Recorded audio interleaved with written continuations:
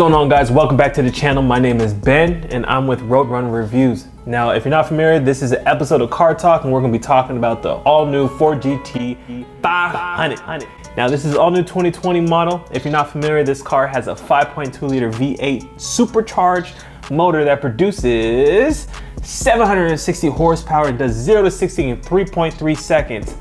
3.3 seconds. Now, I know what you guys are saying. I know what you guys are thinking. I mean, the Hellcat has had over 700 horsepower for years.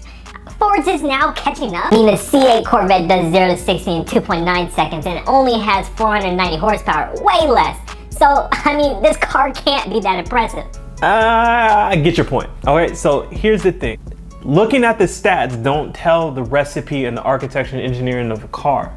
I mean, different cars have different horsepowers, weight, power distribution. There's a lot of things that go into the car to make it special.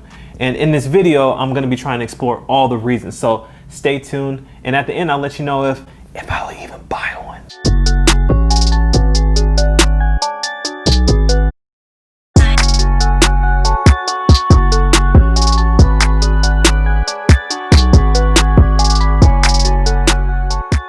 So the GT500 has been out of Ford's lineup for 6 years now. Now they brought it back in 2020 because, hey, it's 2020, why not? 5.2 liter engine shares its block with the naturally aspirated Shelby GT350. But while the all-motor Shelby is designed with the flat plane crankshaft and can rev for days, the supercharged GT500 usually uses a traditional cross-plane crank.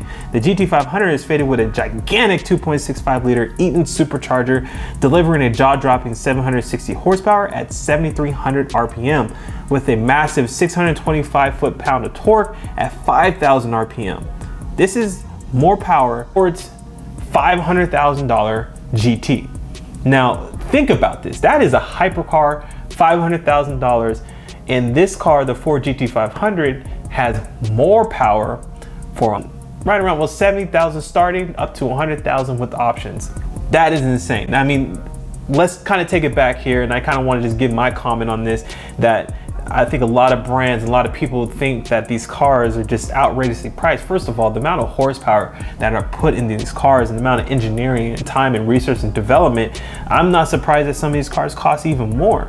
I mean, they put more technology and more research and development into these cars. A lot of things you would think of that cost more than that. Enough rant, let's get back into it. So regarding transmission, Ford made the bold decision to release the GT500 with only one gearbox. Now the gearbox itself is a 7-speed dual clutch automatic. However, it is paddle shifter, so it does have kind of that manual mode feel.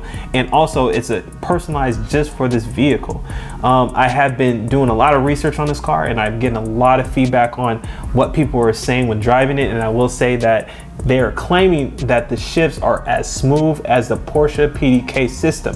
If you're not familiar with the Porsche PDK system, that is, like, in my opinion, one of the best transmissions. Pleasure of driving in a car.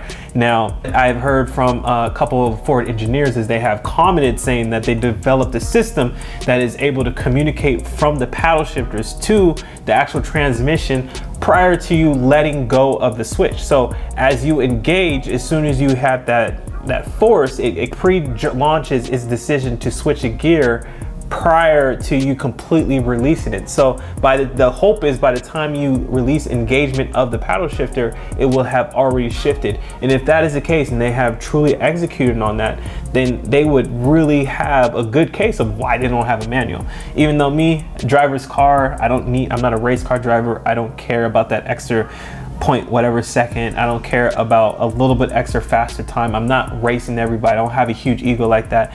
All I want to do is have fun driving a car, and I feel that they should still offer a manual. Ford, each of you guys should still offer a manual. But they do have the GT350 that still offers a manual, less horsepower, a little bit more fun to throw around, and in my opinion, a better sounding car. Start off with the exterior of the Ford Mustang, and I don't care what anybody says, this car is gorgeous. It's a beautiful car to look at. Now I know it's based on the pretty much stock Ford Mustang. There's a little bit of subtle differences that you can tell in the GT500 over the regular Mustangs, but overall, I think Ford did an excellent job trying to make a unique one-off car that's a little bit different than this gen Mustang that's been going on now for about 5 years. So Couple of the noticeable differences, as you can probably tell looking at it right now, is that it has an oversized front grille. I mean, the grille is so massive. It looks like it just runs people over and eats it to power up. Like, it's insane. It's just really, really, really big.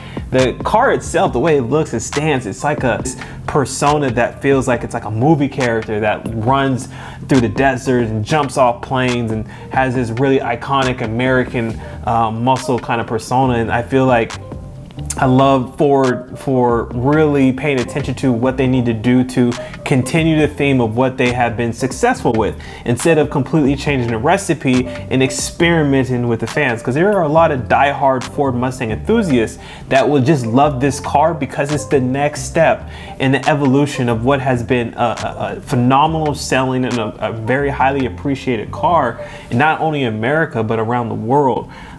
So back to the car, let's go ahead and talk about the look. So the exterior of the car, besides the front grille, which is active aero, it does actually cool the engine down and adds a little bit over 50% more air to the motor than the GT350, which is the next step down. Also on the side, it looks like the fender flare is a little bit more wider to really house that different design. The LED lights, daytime running lights, and also the fog lights are pretty similar. Might be a little bit different, but not too much different, distinguishable from the GT350 or the other Mustang models. Now in this car, if you do opt to get the carbon fiber package, you will get the carbon fiber wheels. Yes, ladies and gentlemen, carbon fiber wheels, and also a carbon fiber GT4 wing that sticks out way up in the back to add a little bit more downforce. Now, if you don't get the carbon fiber package, you do get a wing in the back. It's just more of like a lip spoiler than the actual wing. Also, you notice the giant Brembo brakes, just huge, massive brakes. 15 inches in the rear and 15.5 inches in the front. That is massive. Another optional feature, of course, on the Mustang, this has gone on for many years, is that optional racing stripe that really gives it that character that you see in the movies. I love the racing stripe. It just gives it a little more accent, a little more definition on the look. Otherwise, it's a very, good looking car. It doesn't have that exotic flair to it. It doesn't have that low profile, even though it has a little bit more of a wider stance than stock. It definitely shows that it is come to play and it is a muscle. It's not that thin, petite, exotic car that looks like it just cuts the wind in half with its impressive aerodynamics. It doesn't have that. I think that the Mustang formula and what people have loved about it is that brute force to be able to really get the engineering that they want. And I like that Ford, again, stay true to it. All right, if you don't know by now, you're gonna learn right now. The American muscle cars are improving on their interior. I promise you, they're getting better and better every single year. Now, with that being said, this car interior is pretty nice. It's pretty good. I can't knock it. I would be so infatuated to have the car for its power and its drivability than I would for its interior. That is hands down probably the weakest point of the car. However, for some people, this is plenty. I mean, if you're coming from an old school muscle car and you're finally saving up to get something really nice, I think that it has everything you need. The creature comforts, such as the Ford Bluetooth sync. It has a push button start. It has the Recaro racing seats with the Cobra logo right there in the head of the seat. And there also is a GT500 above the glove box. There's a little plaque there that kind of identifies it as a little bit more of a special model. You do have the 12-inch tachometer, electronic digital dash, so that's pretty cool. You can switch into different modes and it kind of lights up the mood, and you can actually customize the color in the GT500. So it does have a lot of the modern kind of creature comforts and luxuries that some people would like to see, especially when you're climbing close or over the $100,000 price point. These are things that people kind of nitpick to really kind of distinguish if it's a true value or not.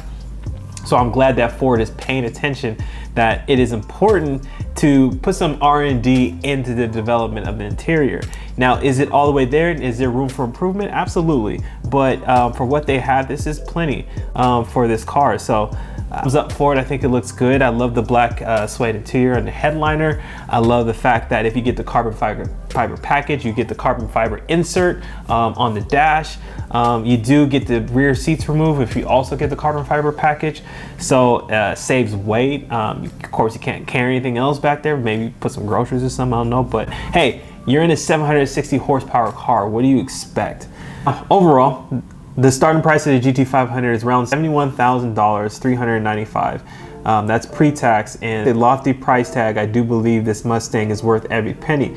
The car hands down is a beast on and off the track and can leave average enthusiasts wanting another lap. The GT500 showcases the development of the automotive engineering over the last decade as they squeeze every bit of horsepower out of a rear-wheel drive front displacement vehicle. As cars chase track times and driverless experiences, I'm glad to see some manufacturers are still listening to their audiences. This Mustang is true to the auto enthusiast, American auto enthusiasts that want that classic muscle car with a lot of horsepower.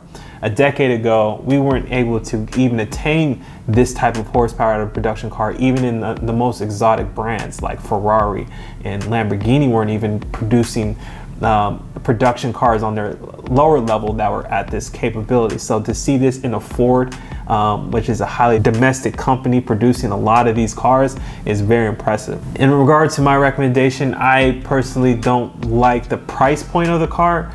That's just my preference. If I were to go with a Mustang, I more than likely would go with the GT350 because in my belief, it's a better value.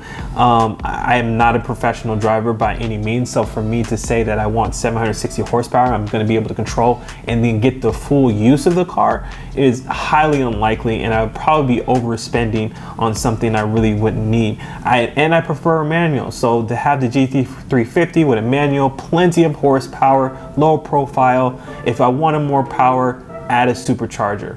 You know, you can do that later on. So I think that the GT500 is a special class for the specially rich, I would say, people that probably have multiple other Mustangs or multiple other exotic cars and they want to add something just a little bit different to their collection. But you know, easily with the options on this car, you're going to be getting over $100,000. So that puts it in other car categories. Each your own. It's a beautiful car. It looks great. I'm excited to see what Ford has going forward.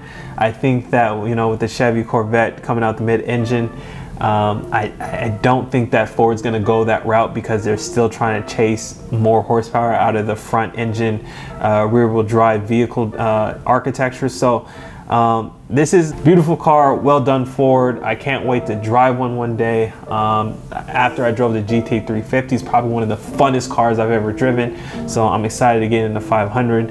And that's it. So yeah, thank you guys for watching this video of Car Talk. Take a look at my channel, let me know on other videos what you think.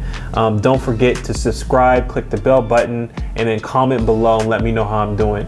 All right guys, peace.